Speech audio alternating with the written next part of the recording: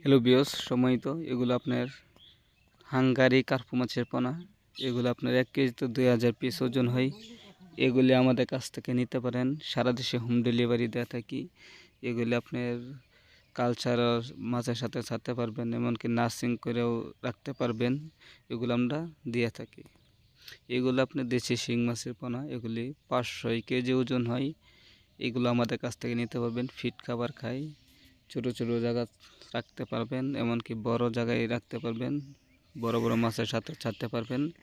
500 KG ওজন হয়। এগুলি ফিট খাবার খাই।